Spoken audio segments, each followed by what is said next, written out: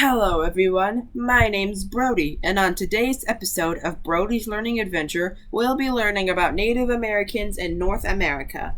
The millions of people who settled in what is now the US and Canada are called Native Americans.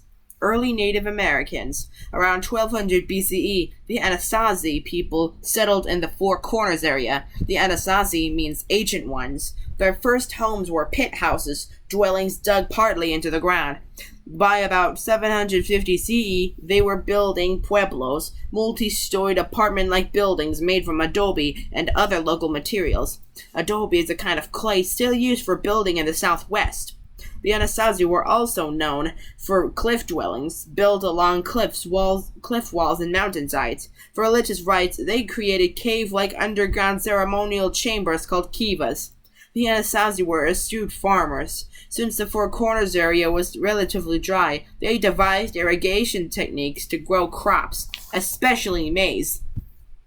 Just in case you didn't know, the Four Corners area is the place where Utah, Colorado, Arizona, and New Mexico meet. Comment down below if you live in Utah, Colorado, Arizona, or Mexico. The Anasazi inhabited the area until around 1300 CE, when they split into smaller groups. There are many theories as to why they split up, including drought, war, and used up resources. It's another case of nobody knows why. The Hohokam lived in present-day Arizona. They arrived from Mexico around the year 300 CE and stayed for about a millennium. The Hohokam are known for their irrigation channels and pottery. The mound builder societies created huge earthen mounds as temples and burial markers can still be seen in the central United States. The first were built around 1000 BCE and echo the look of Mesoamerican pyramids. It's a clue that mound builders may have come from Mesoamerica. The mound builders were the Adena, Hopewell, and Mississippian people.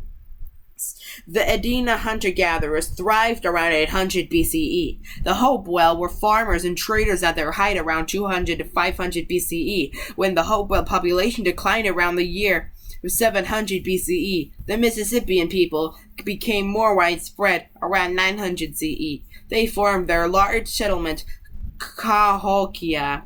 Located in present-day Illinois, Cahokia was home to tens of thousands of people and was the site of the Mississippian people's largest mound, Monk's Mound. Monk's Mound, which is 100 feet high, still stands in Collinsville, Illinois. The mound builders created more than 10,000 mounds in the Ohio River Valley area alone. By the time Europeans arrived around 1700 CE, their people had disappeared. The different societies from different environments. Let me show you. The blue is the north, the green is the northwest, the pink is the west, the purple's the southwest, the orange is the Great Plains, the green-blue is the southwest, and the yellow is the northeast. All that. The north in present-day Alaska was so cold that the Inuits and Aleuts who settled there built igloos to protect themselves from the harsh weather. They relied on hunting and fishing. They were likely originally from Siberia and may have been the last migrants to cross the Bering Land Bridge. The Northwest had so many forests and such easy access to the ocean that the Tlingit Haida and Chinook who settled there used wood to build their houses and make totem poles with religious significance. Fish, especially salmon, was their major food source. The West had such fertile land that the Ute and Shoshone tribes could live off abundant crops. These tribes formed small clans rather than large villages. The Southwest was home to descendants of the Anasazi, the Hopi, the Okama, and the Zuni, who continued to work with adobe and grow maize. Around the 1500s, nomadic groups of hunter-gatherers, the Apache and the Navajo, arrived, but within a century, they had built villages too. Oh, just in case you didn't know, totem poles are poles created by Native Americans by carving and painting representations of ancestor or animal spirits on long pieces of wood. The Great Plains were filled with herds of buffalo or bison, so the people that there became nomads and hunters. The Blackfeet and the Apache lived in teepees, conical tents that were easy to pack up to follow the bison. Starting in the 1500s, some tribes like the Comanche in Dakota used horses that had escaped from Spanish explorers and became famous for their equestrian skills. The southeast had rich soil from its rivers and mountains, and the Creek, Chickasaw, Seminole, and Cherokee farmed and built permanent villages around their fields. Some early indigenous cultures continue today. Indigenous means native to the area. The Northeast was teeming with forests, so tribes such as the Algonquin and Iroquois tended to be hunters and traders and farmers, and they lived in longhouses made of wood.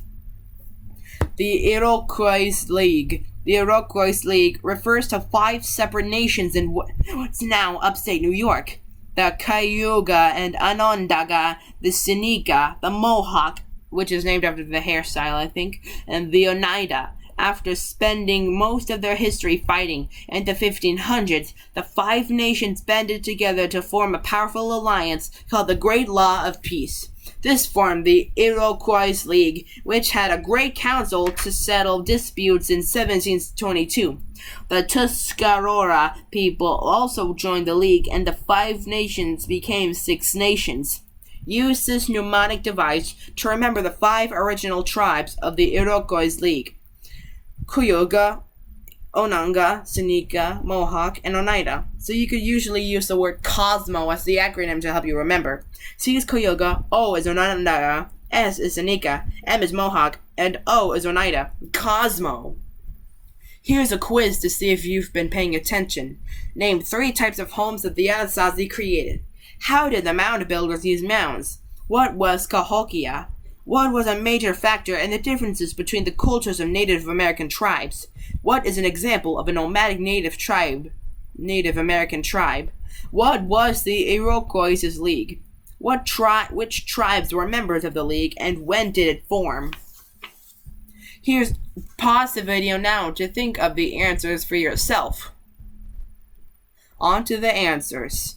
Number 1, pit houses, pueblos, and cliff dwellings. 2, to be used as temples and tombs. 3, the largest settlement of the Mississippian people. 4, where they lived, climate, geography, and resources. 5, Blackfoot, Apache, Comanche, and Dakota. 6, an alliance of northeastern tribes. 7, the Cayuga, Onondaga, Seneca, Mohawk, and Oneida created the league in the 1500s. The Tuscarora joined in 1722.